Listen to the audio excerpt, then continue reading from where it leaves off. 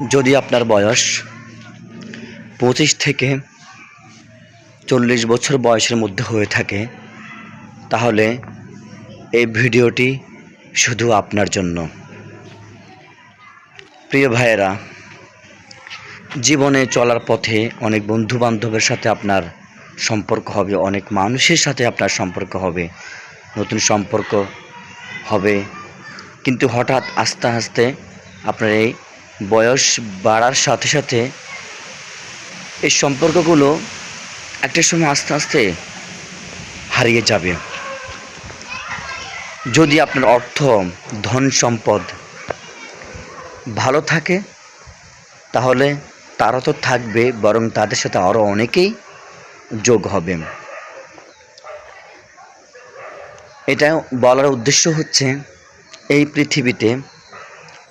এই পৃথিবীতে একমাত্র আল্লাহ ছাড়া আপনার আপন কেউ নেই। এটাকে আপনি সবসময় মাথায় রাখতে হবে।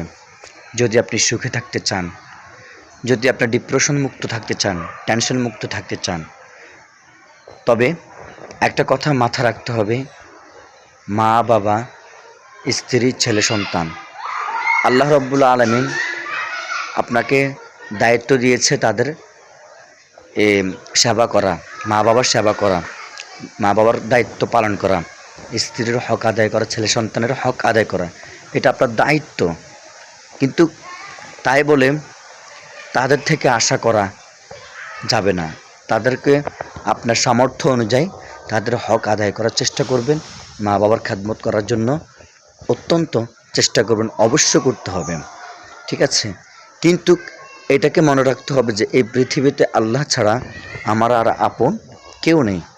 আল্লাহ ছাড়া আমার আপন আর কেউ নেই, এটাকে সবসময় মাথায় রাখতে হবে। আর মাঝে মাঝে ঘুরতে যাবেন, মনটা হালকা লাগবে।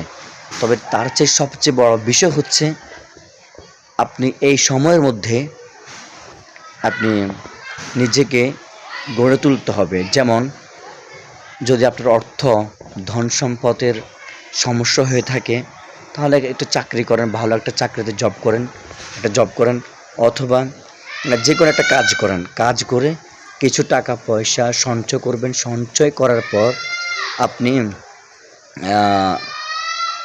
বা আত্মীয় স্বজন যারা আছে তাদের থেকে কিছু চাইবেন, যদি না দেয়, প্রয়োজনে যদি আপনার একটু জায়গা সম্পদ থাকে, হালকা পাতলা একটু বিক্রি করে আপনি একটা ছোটোখাটো একটা ব্যবসা করুন।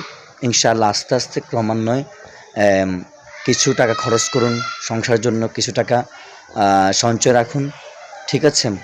আর কিছু টাকা আপনার সেফটির জন্য কিছু টাকা সঞ্চয় রাখুন। এভাবে আস্তে আস্তে ক্রমান্বয়ে আপনার ধাপে ধাপে এগিয়ে যেতে থাকুন। যদি এগুলো না করেন,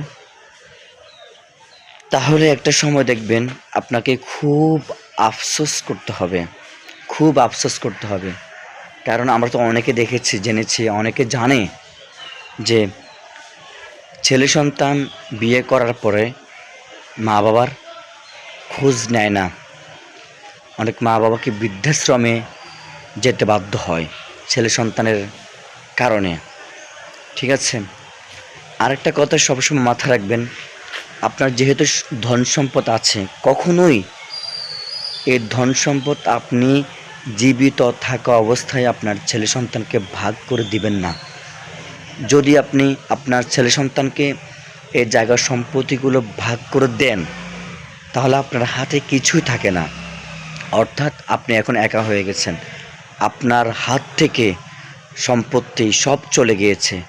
যখন অন্যের হাতে চলে যায়, অর্থাৎ একটা উদাহরণ দিলে বুঝতে পারবেন, যদি আপনার কাছে যদি 1000 টাকা থাকে, সেই টাকাটা যদি অন্যের পকেটে চলে যায়, এখন আপনার পকেট শূন্য, এই শূন্য পকেটে আপনি সবার কাছে হাত পাততে হবে, নতুবা আবার পরিশ্রম করে টাকাটা অর্জন করতে হবে, নতুবা আপনি চলতে পারবেন না, আপনার পেটে কিছু দিতে পারবেন না, উপবাস থাকতে হবে। ঠিক তেমনিভাবে আপনি ধন সম্পদ অর্জন করেছেন, জায়গা সম্পদ কিনেছেন, বা আপনার বাবার সময় যে সম্পদ পেয়েছেন এগুলো রেখেছেন, কিন্তু আপনি ছেলে সন্তানদেরকে যদি আপনি জীবিত থাকা অবস্থা ভাগ করে দেন, তাহলে এমনও হতে পারে যে ছেলে সন্তানের কাছে আপনি ভিক্ষুকের মতো হাত পাততে হবে।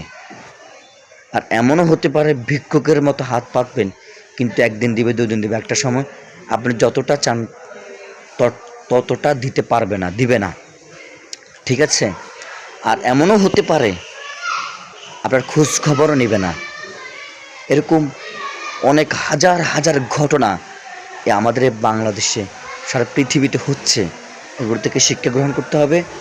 তো এই যে বয়সটা আপনি আপনার সম্পদটা আপনার হাতের মধ্যে রাখবেন, যতদিন জীবিত আছেন, সব কিছু যখন হাতের নাগাড়ে থাকবে, তখন সবাই আপনাকে ভালোবাসবে, সম্মান করবে, শ্রদ্ধা করবে, কেয়ার করবে।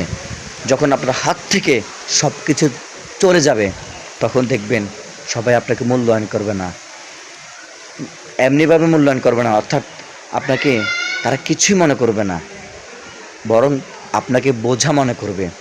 এজন্য এই যে সময়টা আছে আপনার 25 থেকে 40 বছর বয়স পর্যন্ত নিজেকে গড়ে তোলার সময়, এই সময়টা ডিপ্রেশন করে আমার দ্বারা কিছু হবে না, আমি কিছুই পারবো না, এগুলো মাইন্ড থেকে ডিলিট করে দিতে হবে। ডিলিট করে ভালো কিছু আপনার মাথার ব্রেনে সেভ করতে হবে। আর সেভ করে আপনাকে সামনে এগোতে হবে। আপনার জীবনটাকে, আপনার ভবিষ্যৎ ক্যারিয়ারটাকে আপনাকে সুন্দরভাবে পরিপাটি করে সাজাতে হবে। প্রিয় বন্ধুরা, যারা এই ভিডিওটা দেখতেছেন, যদি আমার কথাগুলো আপনাদের থেকে ভালো লাগে, অবশ্যই একটা লাইক করবেন, কমেন্টে আপনার মতামত জানিয়ে দিবেন। নতুন দর্শক হয়ে থাকলে চ্যানেলটি সাবস্ক্রাইব করে আমার পাশে থাকবেন। আল্লাহ হাফেজ।